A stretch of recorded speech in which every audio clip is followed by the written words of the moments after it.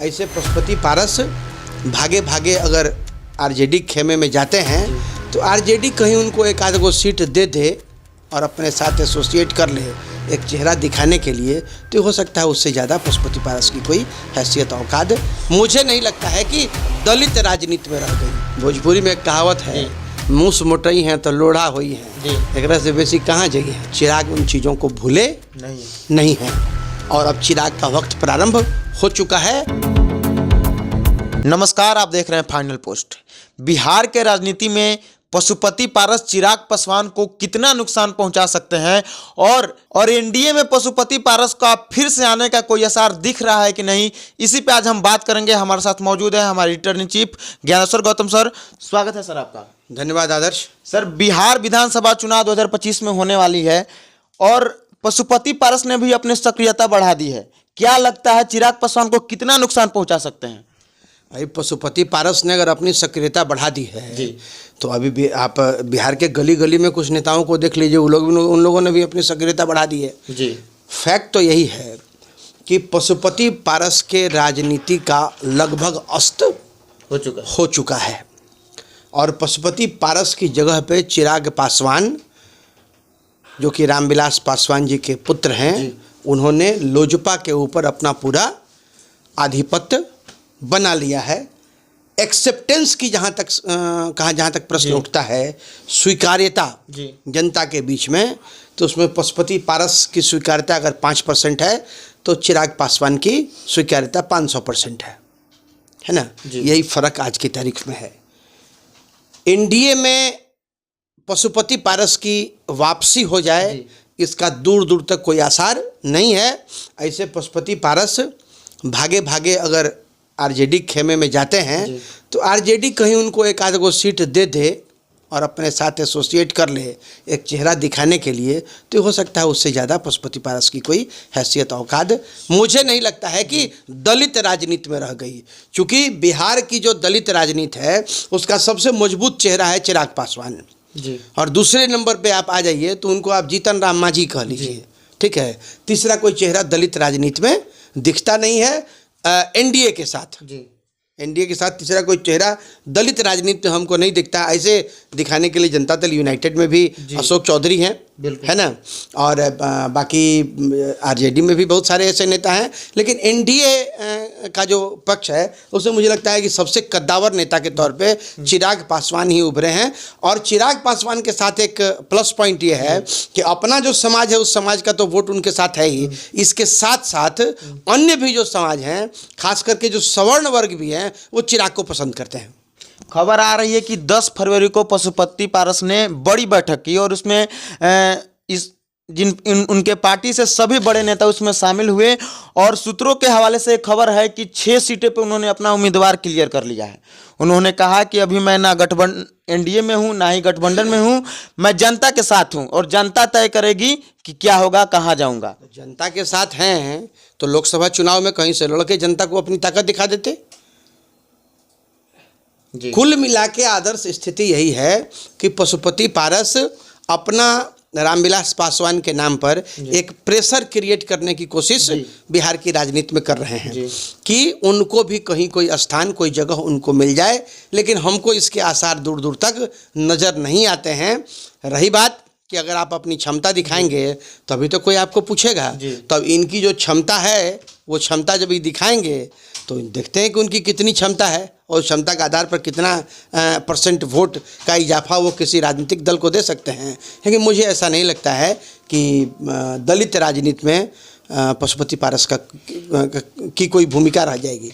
उन्होंने कहा है कि 15 अप्रैल को वो क्लियर करेंगे कि वो क्या करने जा रहे हैं, एनडीए के साथ जाएंगे या महागठबंधन के साथ।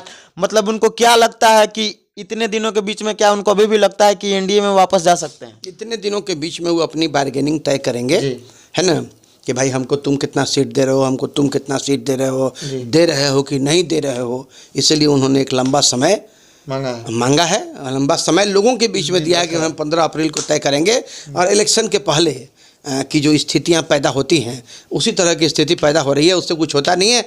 चिराग के सामने बाकी दलित राजनीति में किसी का भी चेहरा माने उतना चमकीला नहीं है हाँ, जितना कि चिराग का है।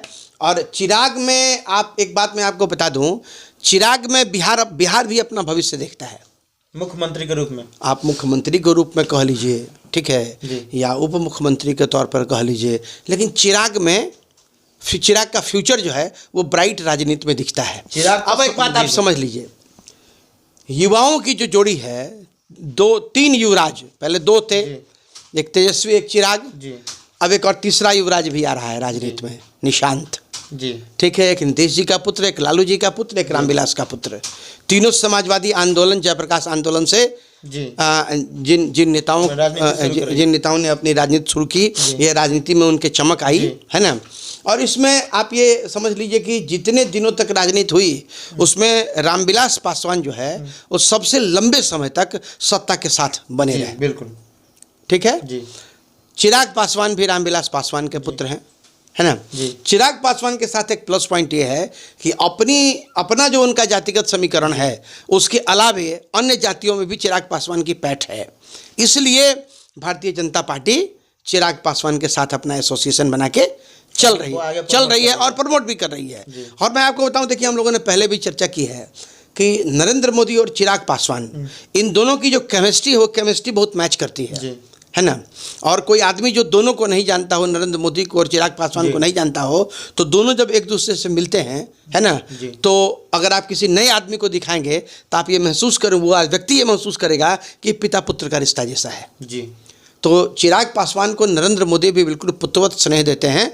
और चिराग पासवान, देखिए राजनीति में स्टेटमेंट चलता रहता है, उसका कोई मतलब होता नहीं है ना, इसलिए कि हाथी के दांत खाने के अलग होते हैं और दिखाने के अलग होते हैं। तो चिराग पासवान दलितों का एनडीए में सबसे बड़ा चेहरा बन के उभरेंगे, इसमें कहीं कोई दो राय नहीं है। अगर पशुपति पारस महागठबंधन के साथ जाते हैं तो नीतीश कुमार को कितना नुकसान पहुंचा सकते हैं, और अगर ना एनडीए में जाते हैं और ना ही महागठबंधन में, अगर अकेले 243 सीटों पे लड़ते हैं तो मतलब उनकी कितनी रहेगी। भोजपुरी में एक कहावत है, मूस मोटई हैं तो लोढ़ा हुई हैं, एक से बेसी कहाँ जाई हैं। बस आप इतना ही समझ लीजिए, मतलब उनका कोई प्रभाव नहीं रहेगा, कहीं कोई प्रभाव नहीं है। पशुपति पारस को किस रूप में बिहार की जनता जानती है? रामविलास पासवान के भाई के रूप में जी, ठीक है। रामविलास पासवान के भाई के रूप में जाने जाने वाले पशुपति पारस ने रामविलास पासवान के पुत्र चिराग पासवान को 5 वर्षों तक का वनवास दिलवा दिया था, याद है जी जी। पारिवारिक विवाद इस कदर बढ़ा था कि रामविलास पासवान का जो घर था, जो आवास था, उस आवास को भी खाली करा दिया गया था, याद है जी। चिराग उन चीज़ों को भूले नहीं हैं। और अब चिराग का वक्त प्रारंभ हो चुका है और पशुपति पारस अब अपने ढलान पे पहुंच गए हैं। इसलिए पशुपति पारस को हमारी तरफ से उनका सजेशन उनको यही होगा कि राजनीति से संन्यास लेके, है ना, और अब दूसरा कोई काम धंधा देखें, करें। राजनीति में उनका अब राजनीति में कोई प्रतिफल जो है नहीं रह गया है। आपने कहा कि एनडीए में उनका आने का चांस दूर दूर तक नहीं है, लेकिन अभी तक दिल्ली में उनका आवास उनसे नहीं लिया गया, अभी तक दिल्ली में उनका आवास उनके पास है। तो क्या एनडीए के भी मन में है कि दोनों को साध के चले, चिराग और पशुपति पारस दोनों को? देखिए एक चीज़ आपको बताएं, आवास नहीं लिया गया है ना, तो इन्होंने कुछ दिन का समय मोहलत मांगा होगा। ऐसा नहीं है कि आवास जो है उस आवास में ये चुनाव भी बीत गया है। चुनाव बीत गया है तो अभी आवास से पहले उन्होंने इस्तीफा दिया था। आवास की जरूरत अभी बीजेपी को नहीं होगी। मुझे नहीं लगता है कि मुझे नहीं लगता है कि पशुपति पारस एनडीए में पशुपति पारस की वापसी होगी किसी भी स्थिति में। मेरा लास्ट क्वेश्चन है, क्या आपको लगता है कि जीतन राम मांझी चिराग पासवान के लिए राह का कांटा बन रहे हैं? देखिए जीतन राम मांझी राह का कांटा बन के भी चिराग को रोक नहीं पाएंगे।